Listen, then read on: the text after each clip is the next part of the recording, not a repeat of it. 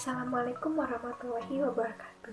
Perkenalkan, saya Suraya Yashpa Janatul Mawa, NPM 221002029, kelompok 7 Hijarah. Definisi ekonomi Islam dalam dokumen ini mengutip Global Islamic Economic Report 2013. Ini adalah rangkaian laporan global aktivitas ekonomi negara-negara muslim di dunia. Menurut laporan ekonomi Islam didefinisikan sebagai semua sektor inti, ekonomi, dan ekosistem strukturalnya dipengaruhi oleh gaya hidup dan kebiasaan konsumen bisnis yang berlandaskan nilai-nilai Islami. Sistem ekonomi Islam adalah konstruksi teoritis sistem ekonomi industri yang diikuti oleh ajaran Islam. Indonesia adalah negara angka populasi muslim 87,18% populasi 232,5 juta orang Global Islamic Economic laporan 2018-2019. Ini adalah ukuran saham pasar produk dan jasa berbasis ekonomi syariah sangat besar menurut laporan yang sama. Indonesia adalah salah satu dari 10 konsumen teratas subsektor industri halal. Detailnya adalah sebagai berikut. 1. Peringkat pertama makanan utama muslim biaya. 2. Peringkat kelima dalam kategori Islam tertinggi biaya perjalanan.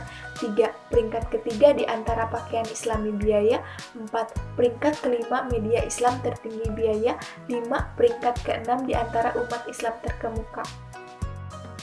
Namun, di 5 cabang tersebut, Indonesia ditempatkan di 10 besar indeks global Islamic Economy saja, perjalanan halal, dan kursus busana Islami. Kondisi industri syariah di Indonesia saat ini menunjukkan bahwa sebagian besar konsumsi produk yang sesuai syariah atau halal di Indonesia maupun produk impor.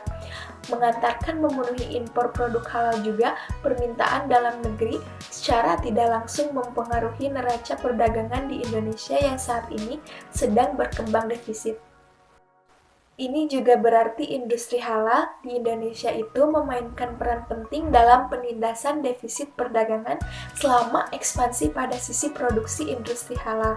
Undang-Undang Nomor 33 Tahun 2014 tentang Jaminan Produk Halal adalah upaya untuk memperbesar ukuran produksi industri halal. Bagaimana cara berkompromi beberapa produk memiliki sertifikat halal. Praktik ekonomi Islam mendapat ruang untuk perkembangan ke arah yang lebih baik. Di satu sisi, menghadapi sejumlah tantangan di sisi lain.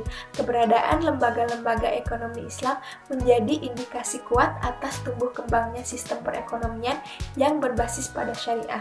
Pertumbuhan sistem ekonomi ini tidak bertumbuh pada profit tetapi berdasar pada pencapaian kemaslahatan umat dalam praktik ekonominya.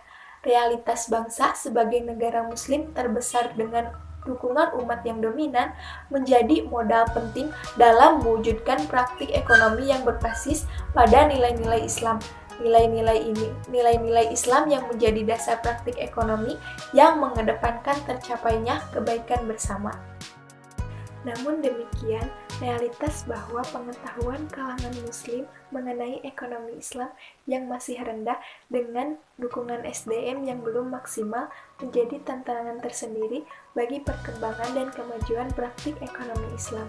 Praktik ekonomi Islam dapat menjadi alternatif bagi muslim dalam menjalankan roda perekonomiannya.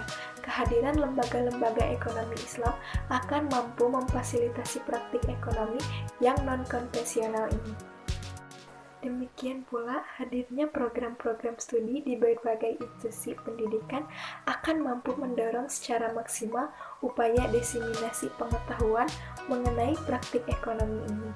Hal ini kemudian dilengkapi oleh tumbuhnya peranata ekonomi yang berbasis syariah, seperti pariwisata halal, fashion muslim, farmasi, kosmetik, dan sektor jaminan sosial yang juga merambah ke berbagai daerah di Indonesia.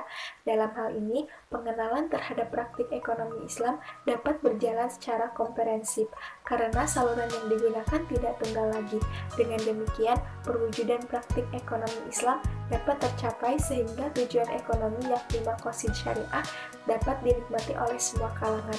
Pada konteks inilah, ekonomi Islam memberi manfaat untuk semua lapisan masyarakat dengan sistem ekonomi yang berlandaskan prinsip-prinsip syariah. Demikian dari saya. Wassalamualaikum warahmatullahi wabarakatuh.